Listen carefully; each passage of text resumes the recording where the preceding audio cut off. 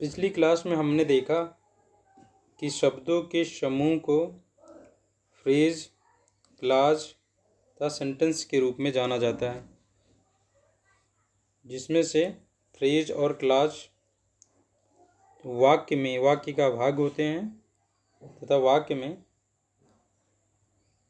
तीन चीज़ों के रूप में कार्य कर सकते हैं: नाउन के रूप में, एडजेक्टिव के रूप में और एडवर्ब के रूप में, जिनके आधार पे उनके नामकरण हुए हैं नाउन फ्रेज, एडजेक्टिव फ्रेज और एडवर्ब फ्रेज। इसी प्रकार से नाउन क्लॉज, एडजेक्टिव क्लॉज और एडवर्ब क्लॉज।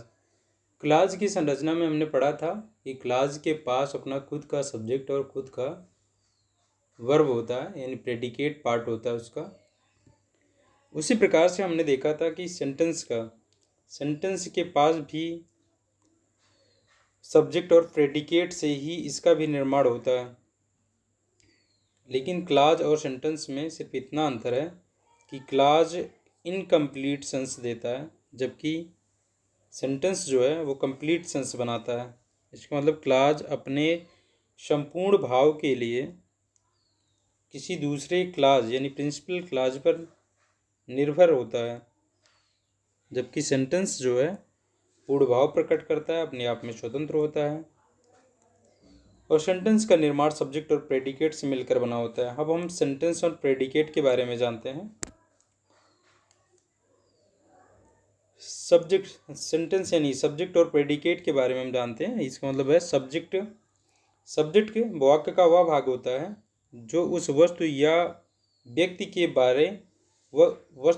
को नाम देता है जिसके बारे में हम बात कर रहे होते हैं, यानी the part of a sentence which names the person or thing we are talking about, यानी वाक्य में जिस वस्तु की या जिस व्यक्ति की बात हो रही होती है, जिसके बारे में बात हो रही होती है, उसे हम उस सेंटेंस का सब्जेक्ट कहते हैं। और वाक्य का वह भाग जो सब्जेक्ट के बारे में कुछ बताता है वो प्रेडिकेट कहलाता है। The part of a sentence which tells about something about subject, इसे हम प्रेडिकेट कहते हैं। प्रेडिकेट के पार्ट में एक फाइनाइट वर्ब का होना बहुत ही आवश्यक है, यानी एक फाइनाइट वर्ब के बिना जो है प्रेडिकेट का निर्माण नहीं हो सकता है। इस प्रकार हम देखते हैं। अब हम जानते हैं कि एक सेंटेंस का निर्माण होने के लिए मिनिमम दो चीज़ों की आवश्यकता है: एक सब्जेक्ट और प्रेडिकेट के भाग में एक फाइनाइट वर्ब। यानी एक सेंटेंस का निर्माण सिर्फ दो चीज़ों से हो सकता है: सब्जेक्ट और एक फाइनाइट वर्ब से। सब्जेक्ट के भाग में कम से कम एक नाउन अवश्य होता है और वही मेन सब्जेक्ट होता है, जिसे हम सब्जेक्ट वर्ड के नाम से जानते हैं। यह सब्जेक्ट वर्ड जो है, जो एक नाउन हो सकता है, ये अकेला ही सब्जेक्ट का निर्माण कर सकता है, सब्जेक्ट के भाग का। तथा इसके साथ कुछ अन्य चीज़ें भी हो सकती हैं जिन्हें हम एट्रीब्यूट या इनलार्जमेंट के नाम से जानते हैं। अब ये एट्रीब्यूट और इनलार्जमेंट के रूप में क्या क्या हो सकते हैं?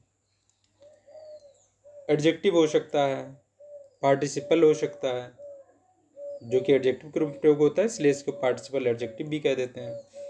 नाउन हो सकता है पॉजिटिव केस में, पॉजिटिव केस को हम जेनेटिव केस के नाम से भी जानते हैं। पॉजिटिव एडजेक्टिव हो सकता है, नाउन इन अ पोजीशन हो सकता है, जिरंडियल इन्फिनिटिव हो सकता है, और शब्दों का एक समूह हो सकता है जो एडजेक्टिव फ्रेज का कार्य करता है, यानी कि नाउन के बारे में बताता है और शब्दों का एक समूह होता है। तो हम जानते हैं ऐसे शब्दों के समूह को जो एडजेक्टिव का कार्य करते हैं उसे हम एडजेक्टिव फ्रेज कहते हैं। तो ये इस पार्ट में हो सकता है।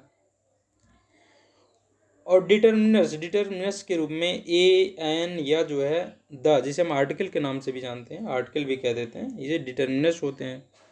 ये सब भी सब्जेक्ट वर्ड के पार्ट होते हैं। ये सभी चीज़ें सब्जेक्ट वाले पार्ट में हो सकती हैं, नाउन के साथ हो सकती हैं। उसमें नाउन का होना, जिसे मेन सब्जेक्ट कह रहे हैं या सब्जेक्ट वर्ड कह रहे हैं, उसके साथ में ये चीज़ें हो सकती हैं। ये चीज़ें क्या होती हैं, हम आगे इनके बारे में डिटेल से जानकारी हम जानते रहेंगे। जब हम नाउन पढ़ेंगे, एडजेक्टिव पढ़ेंगे, तब हम इनके बारे में डिटेल से जानकारी जानेंगे। अभी हम इतना सीख लेते हैं कि जब सेंटेंस का निर्माण होता है तो सेंटेंस सब्जेक्ट के पार्ट में निम्नलिखित चीज़ें हो सकती हैं। अब देखते हैं हम प्रेडिकेट के पार्ट में क्या हो सकता है। प्रेडिकेट वाले भाग में कम से कम एक फाइनाइट वर्ब तो अवश्य होता है। यह अकेला ही हो सकता है, पूरा प्रेडिकेट का निर्माण कर सकता है, या इसके साथ भी कुछ चीज़ें हो सकती हैं जिसे हम क्या कहते हैं, एडवर्बियल क्वालिफिकेशन या एडवर्ब इक्विवेलेंट कहते हैं हम। यानी वो कुल मिलाकर के इसके साथ जो चीज़ें आती हैं एडवर्ब का कार्य करती हैं, जिन्हें हम एडवर्ब के रूप में जानते हैं, एडवर्बियल एक्यूजेटिव के रूप में जानते हैं। जिरंडियल इन्फिनिटिव हो सकता है, वर्डों का एक समूह हो सकता है जो एडवर्ब का काम करेगा, इससे उसको एडवर्बियल फ्रेज कह देते हैं हम। एब्सोल्यूट फ्रेज हो सकता है। ये सारी चीज़ें एडवर्ब का काम करती हैं जो प्रेडिकेट के पार्ट में फाइनाइट वर्ब के साथ आती हैं। फाइनाइट वर्ब तो अवश्य होगा, उसके साथ में निम्नलिखित जो चीज़ें अन्य चीज़ें होंगी वो इनमें से ये चीज़ें हो सकती हैं।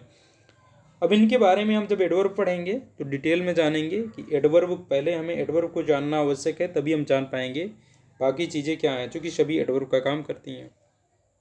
तो इस तरीके से हमने सीखा कि अगर एक सेंटेंस का निर्माण होना है तो मिनिमम दो चीज़ें होनी चाहिए, सब्जेक्ट और फाइनाइट वर्ब। सब्जेक्ट की जगह पे एक नाउन हो तो निश्चित रूप से एक नाउन होगा ही होगा, नाउन या प्रोनाउन होगा। उसके बाद हमारे प्रेडिकेट के पार्ट में कम से कम एक फाइनाइट वर्ब अवश्य होगा। अगर एक फाइनाइट वर्ब और एक नाउन ये दोनों हो जाए तो हमारे एक सेंटेंस का निर्माण हो सकता है। बाकी इसके साथ बहुत सारी चीज़ें हो सकती हैं। हमने अभी पीछे पढ़ा कि नाउन का कार्य जो है, नाउन का कार्य नाउन फ्रेज करते हैं। नाउन फ्रेज क्या है, जब कई वर्ड मिल करके नाउन का कार्य करने लगते हैं तो उसे हम नाउन फ्रेज कहते हैं। तो इस प्रकार से हम देखेंगे सेंटेंस का निर्माण, आगे हम पढ़ेंगे तो हमें ये जो इसमें जितने पार्ट हमने देखे हैं इन सभी के बारे में हम डिटेल में जानकारी लेंगे। इसके बाद हम नाउन के चैप्टर को शुरू करेंगे, क्योंकि हम देख रहे हैं यहाँ पे नाउन के बारे में जानकारी लेना अति आवश्यक है, क्योंकि नाउन के सब्जेक्ट के पार्ट में नाउन नाउन होगा और नाउन की विशेषता बताने के लिए एडजेक्टिव होगा, और इसी तरीके से वर्ब के की विशेषता बताने के लिए एडवर्ब होता है। तो इन सब के बारे में डिटेल में जानकारी हम जो है अब नाउन से शुरुआत करेंगे, उस पार्ट पे जानेंगे। चलिए आज यहीं तक रखते हैं।